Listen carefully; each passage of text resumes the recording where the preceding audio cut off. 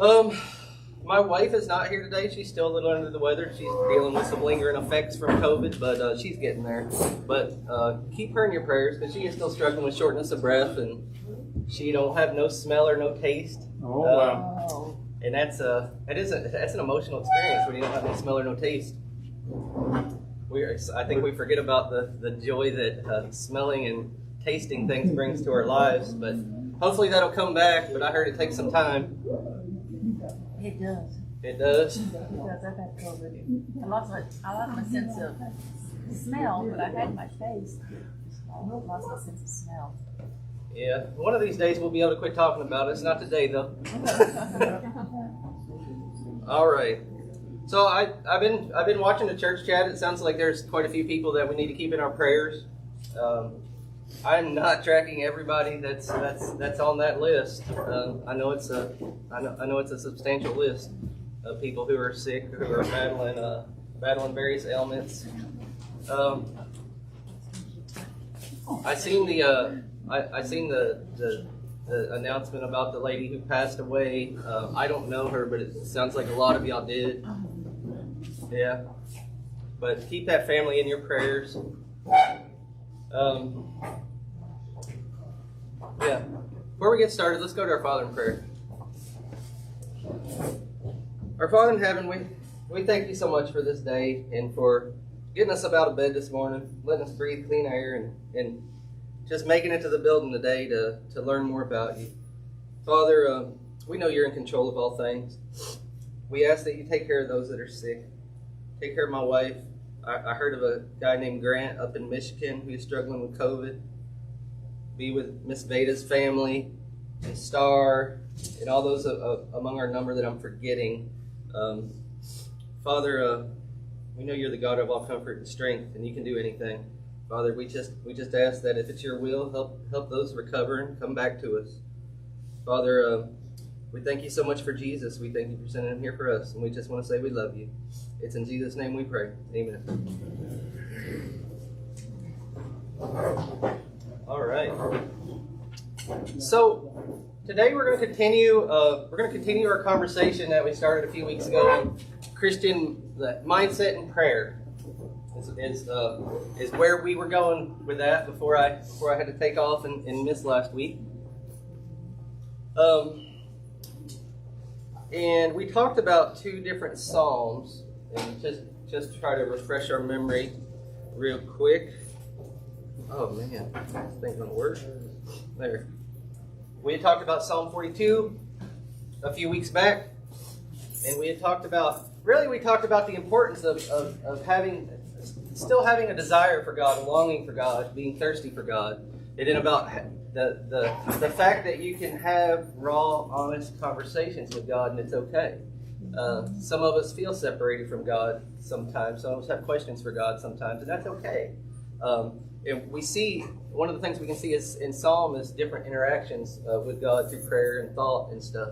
And oftentimes these writers, you think about the primary writer of all the Psalms is David, the man after God's own heart, right? He had faith. Sometimes we consider questioning and feeling separated as a lack of faith, but I think it's more of a sign of strength that you have courage enough to talk to God and be real with God.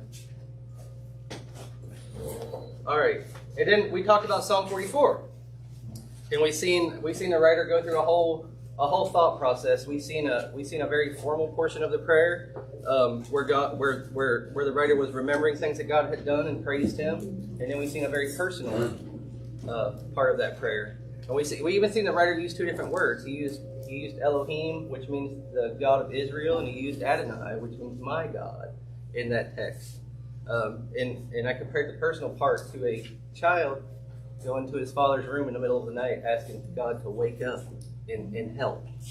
So just wanted to refresh our memory over a few things that we talked about before I disappeared. And today we're gonna look at Psalm 85. We're not going to pick apart this whole psalm. I really want to hone in on a thought that comes from Psalm 85. We'll read through it, but this is the thought I really want to hone in on today. And it's simply, I will listen to what God the Lord will say. He promises peace to his people, his saints, but let them not return from folly. That's really what I want to talk about today. Primarily, I will listen. I will listen. I'm gonna throw a movie picture up here real quick. I don't know if y'all have ever seen this movie. Maybe not, because it's got Eddie Murphy in it, and he's not known as being the cleanest Christian conversation person in the world. But so this movie's, yeah, I mean, it's a little old now. It's about 20 years old. Anybody ever seen it? Yeah. I'm too young. Too young. So in this movie right here, Eddie Murphy plays the part of a guy named Jack McCall, and the theme of the movie is Jack McCall, through a series of events, learns he only has 1,000 words left to say, and then he'll die after 1,000 words. If anybody's ever heard Eddie Murphy talk, you know that'd be a problem, whether it's real life or in a movie. So the character in the movie, it's what we would call, like, he's an agent of a writer, of an author. So he's a fast talking, like, city slick talker guy, we would call him. The point of the movie is not like what can you say with 1,000 words, though. It's like what can you learn, what can you communicate. If you only have 1,000 words left to say, what can you hear? And it's not a movie that has good ratings, but when I think about, like, I will listen, when I think about the concept of listening and listening to God, like, some reason that sticks out to me.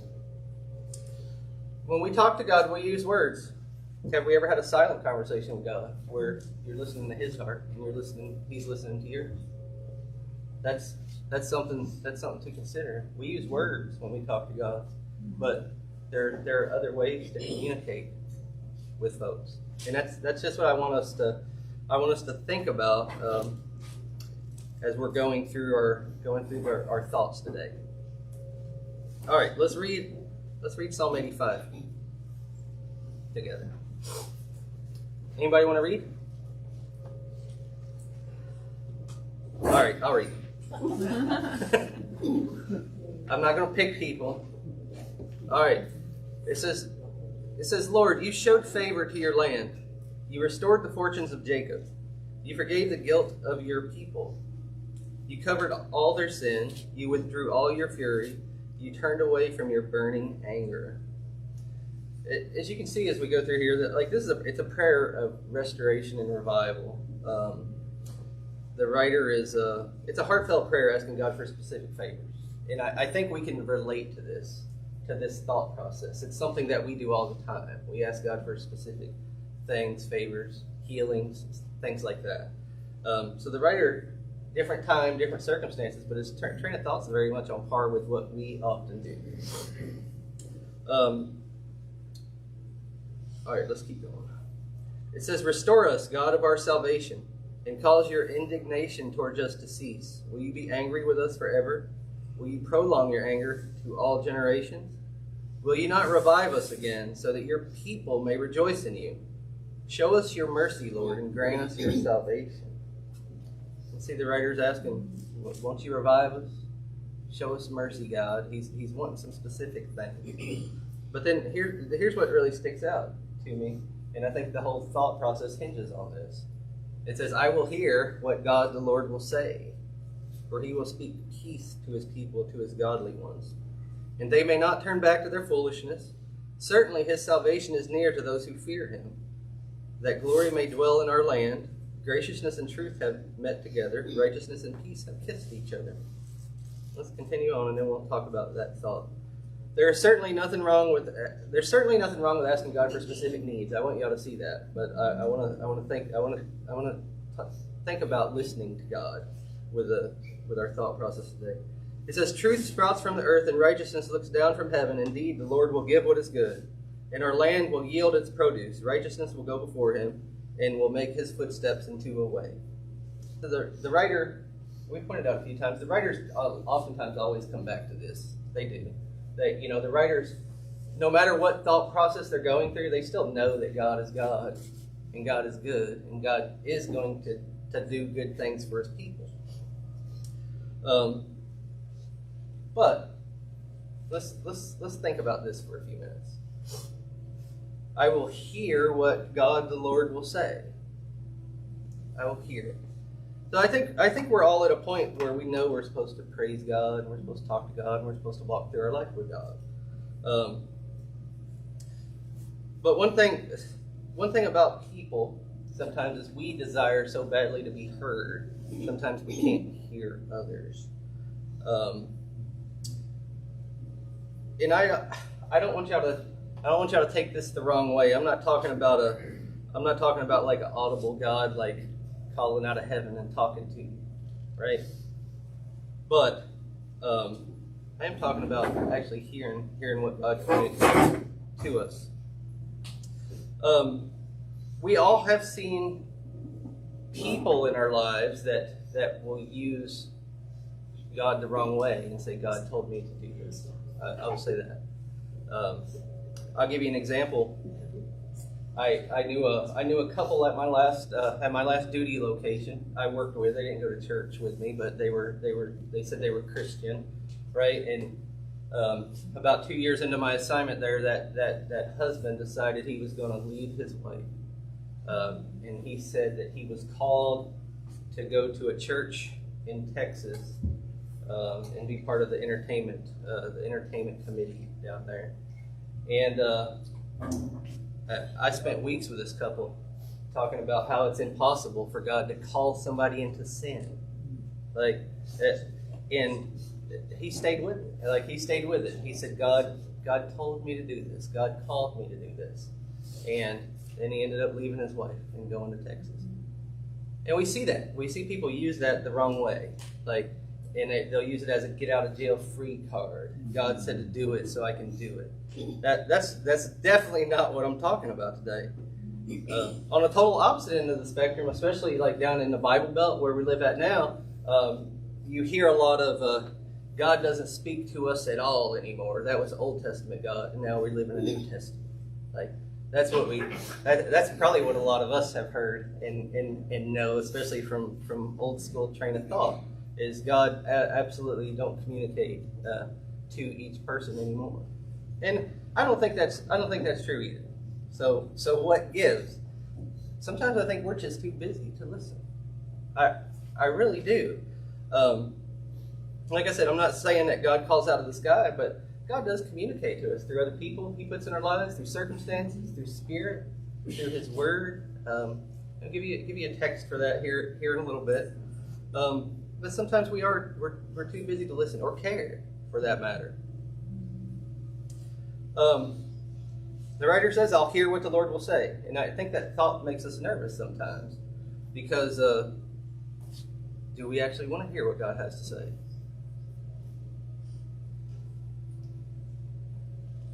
Here's another thought from a different psalm. I want to it's a very well known one. I want you to think about this for a minute. He says, "Be still and know that I am God. I will be exalted among the nations. I will be exalted in the earth." When's the last time, we want to hear God so bad? When's the last time we were actually still? We live in a society that's rushing around. We live very hectic lifestyles. We see it here. It's actually funny when we're getting ready for potluck and stuff. But we see it. We see it even when we're coming in here on Sunday morning, rushing around. It takes up to the very last second to get ready to sit down. I bet if you were standing up front preaching or leading songs on Sunday, I bet you would see some folks that are so deep in thinking about Monday they can't quite focus on what's actually going on right now. And everybody, that happens to everybody.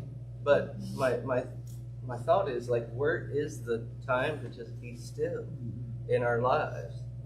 Because a lot of times when we see that connection, that relationship with God, it is when we're taking that time to be still, to be calm, to meditate, to really just be alone with God.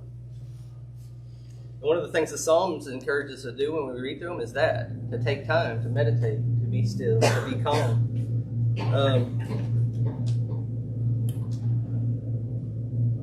how can we communicate with God though if our mind is preoccupied? That's what I really want to think about today. We're so preoccupied with everything else. How can we communicate with God? How can we hear God? I'll go as far as to say it's impossible to give anybody your attention when your attention's divided. We got some. Who likes the NFL in here? Anybody? Anybody like the NFL? No? No? All right. We got a few people who like the NFL. I'm not sure if you're gonna like it. We got some. Well, I mean, we got some playoff games today.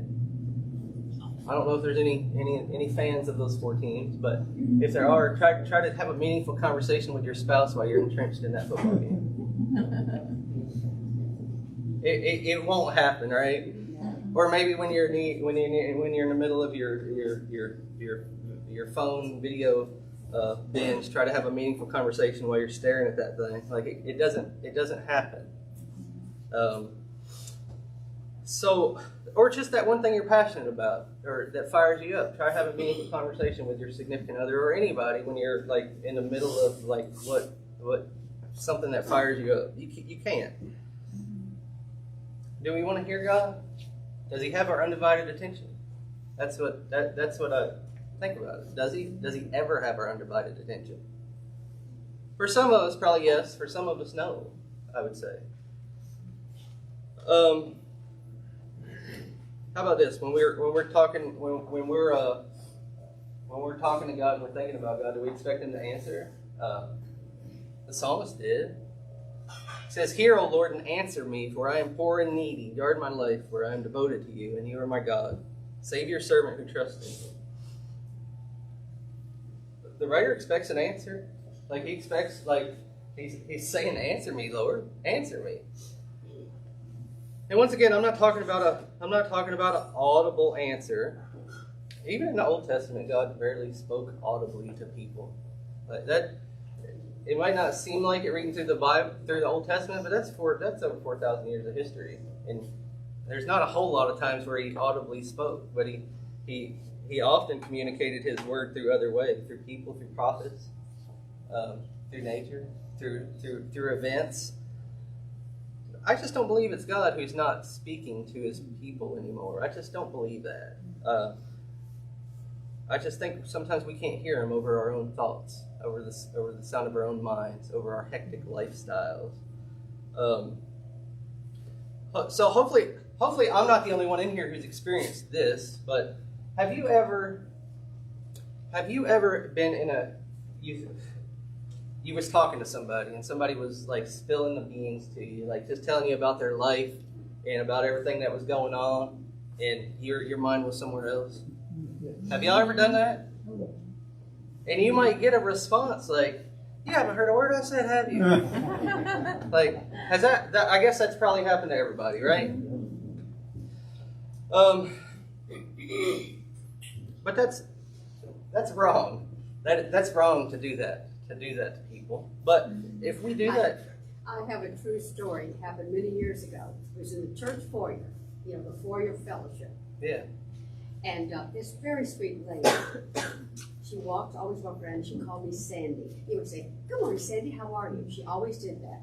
So one day I thought, okay. So she said, "Good morning, Sandy, how are you?" I said, "I'm dying of cancer." She said, "That's good." We all gotta go. Oh, good. Yeah, she just went right on. It's terrible. I mean, we get in those mindsets.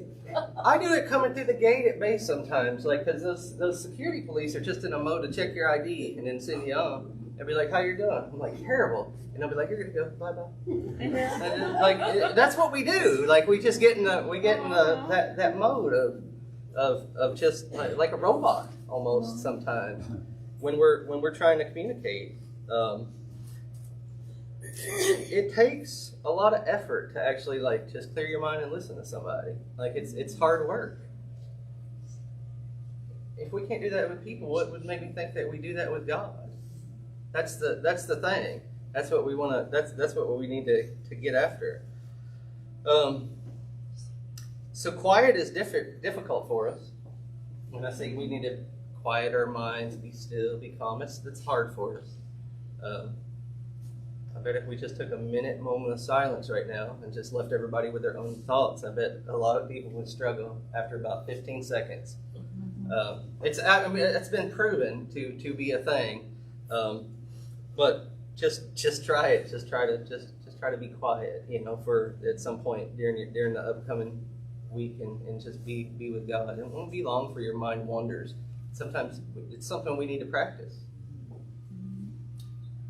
All right, let me give you another thought. I know I'm skipping around a little bit today, but I wanted to go with this thought.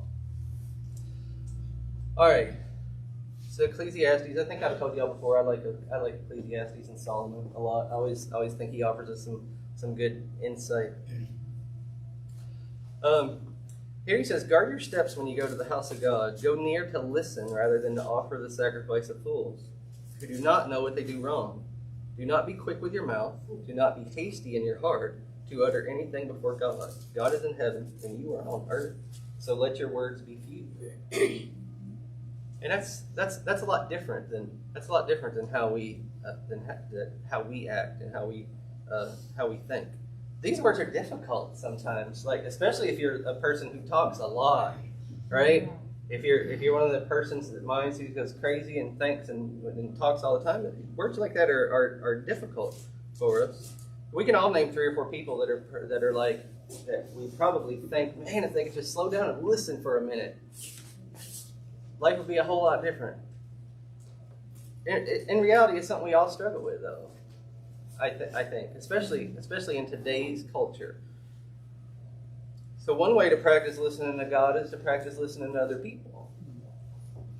I will say that. Like I said a minute ago, if you can't listen to somebody that's sitting across the table from you, how are you gonna listen and communicate effectively with somebody that you can't see? That's the thing. So one way we can practice is to do that with each other. If you don't hear somebody when they're talking and it just went right over your head, how can you respond appropriately? How can you take the appropriate action if you didn't hear the whole message?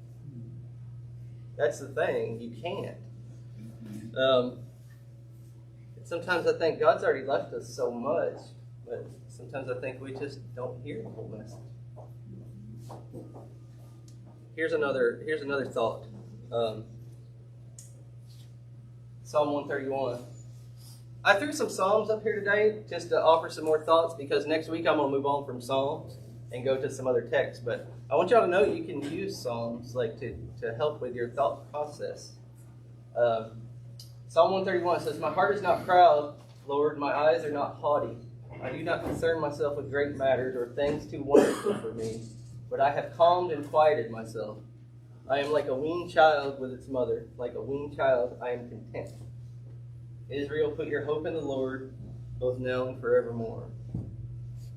I think this gives us some insight as to why why a lot of people have trouble quieting themselves. Hey, just think of the opposites of what David's saying here. My heart is not proud. Or do we have proud hearts? Or are our eyes haughty? David says his are not anymore. He's at that point in his life. Are we concerning ourselves with great matters? Or I'm bad about doing that. I concern myself with things sometimes that I know I have no control over. And it doesn't really matter. It's a waste of time, especially if it's only something God can take care of. How about concerning yourself with things too wonderful, right? David says he's calmed and quieted himself. Calmed and quieted himself. It sounds like a really long way to say David is humble. That's what it seems like this is getting after to me. And I think until we get rid of some of these things, when we humble ourselves, then we can start thinking about being quiet and being still and just really being with God. Look, the internet I was talking about a few weeks ago, it's give us opportunities to be experts on everything: religion, politics, weight loss, whatever you name it. Like we literally have more information than any culture or society that's ever lived, and that keeps our minds busy, keeps our minds very busy, because it don't matter what you like, you can find it, and you can just spend a whole life going down certain roads sometimes. But if you really want to get after like hearing God and listening to God, just calm yourself, quiet yourself. Spend some time with His Word, really listening to Him. That text I read in Ecclesiastes a minute ago, it talks about don't be quick with your mouth to utter anything before God. Let your words be few. My paraphrase of that would be less talk, more action. That's what a short little paraphrase. That's what my mind goes to when I see that.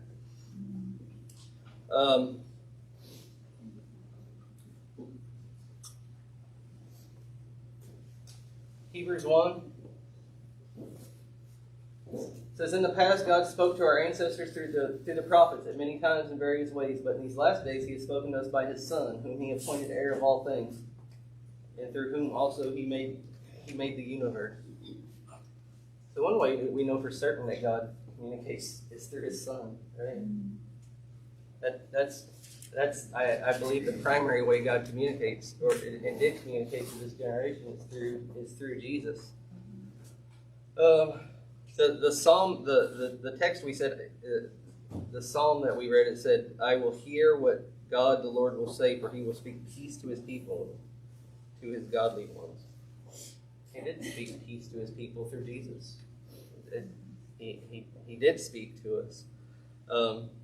Sometimes we need to just be calm and still and quiet and pay attention, though.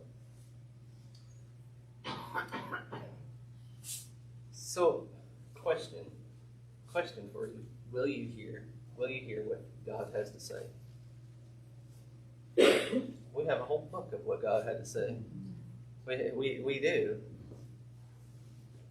And do we take that time to be calm, to be still, to be quiet with His Word? Do we?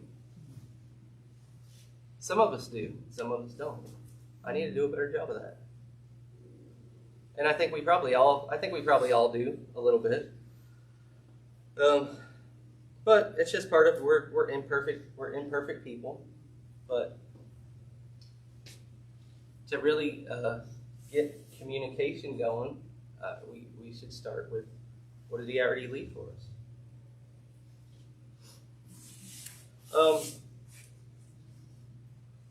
All right. Put my movie text back up here for a second. So this movie, who said they seen it before? You seen it? You remember the end of the movie? Yeah. There's a part in the movie where Jack McCall has a mentor in the movie, and that mentor, he says something along the lines of, "Jack, does your wife know that you love her?" And Jack blurted out, and remember, this guy's got 1,000 words. He blurted out, "Of course she knows. I tell her all the time." So he probably wasted like 10 words right there when he said that. And the mentor says, he says, "Words, more words, Jack. Can't you show her that you love her? Can't you just show her?" And that sticks out. What sticks out to me is like our relationship with God. A lot of times it hinges on words, on prayer. But what about our other, like 70% of communication is nonverbal. You think about that. We all learn that stuff, right? We all have these things that say like actions speak louder than words. These little sayings that we throw around. But when it comes to our relationship with God, what is our focus on moral words or action? I want you to think about it as we. And it's going to be I'm going to get done early today. I want y'all to think about, in our relationship with God, how can we show Him that we love Him without words? Yeah, Well, go how ahead. we treat each other and our neighbors, you know, I mean, first commandment or whatever we're supposed to live by is love your neighbor as yourself. So your actions of being kind and loving to your fellow Christians and your neighbors and people in your community, that is showing God's love. There's all kinds of ways. There's all kinds of things that we can do. Just think about it. If words were taken away, how can you show God that you love Him? I think I don't know. There's been times in my life where I focus more on words than other things, and it kind of goes back and forth a lot. But I do know that when we focus our effort on being quiet and still and studying and praying and all those different ways to communicate with God, I know that it takes attention away from myself and puts it on God. I think that it shows God that we love Him deeply when we take dedicated time to calm, to quiet ourselves, to just be with Him, just to talk with Him. There are some sayings. There's a famous saying that says, "Sometimes the greatest things are communicated in complete silence." Have you ever heard that? There's a song. Do y'all know who Alison Krauss is? Yeah. A singer, right? She's pretty famous. Maybe she didn't make it down to Mississippi. But if you go up to Tennessee and Kentucky, you'd know who Alison Krauss is. But she sung a song that said, it's called "When You Say Nothing at All," and it says something along the lines of, "The smile on your face lets me know that you need me. There's a truth in your eyes saying you'll never leave me. The touch of your hand says you'll catch me if ever I fall." Right? Yeah, but all the song's about like what's being communicated without words in a relationship. And I just think, like, are we missing that sometimes in our relationship with God? That communication, that all that stuff that happens without words. So think about it as you go about your weeks and you go through Psalms and stuff. Think about, like, how are you communicating with God without words? Is there even a relationship that exists without words? It's just something to think about. If there was ever a good thing about COVID, I would say that it sometimes it just gives you time to sit around and think, because you can't go anywhere. So that's the only positive I see that comes out of it. But you get a lot of time when you get COVID. So maybe that's why I got stuck with this. Anyhow, think about it. Just think about it. Are we being calm? Are we being still? Does that even exist in our lives? And if it doesn't, we should make time for it. We see that we see a theme throughout the Bible of people just spending alone time with God. We see it in a lot of the great Old Testament characters. We see it in Jesus. We see it all through the Psalms. There's just got to be time in our lives just to be quiet, to be calm, and just talk to God.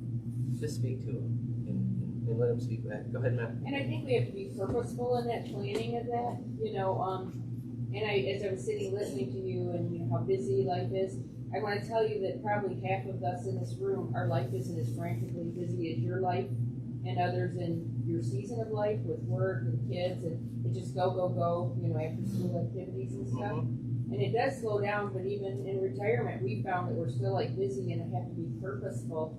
But I have more time to be purposeful. When I was working, I had to do certain things for kids and leave early. I didn't have time to sit down and have a Devo in the morning. And now that I'm in retirement age, I have that time. So it's different seasons of life where you have to be purposeful. And then, like, for you guys too, when you're young and you're running after kids and everything, you think, oh, I'll do it right before I go to bed, and then it's like you sit down and you're out. So it does take some planning, in all stages of life, but especially I think when you're in the young, raising kids and working stage.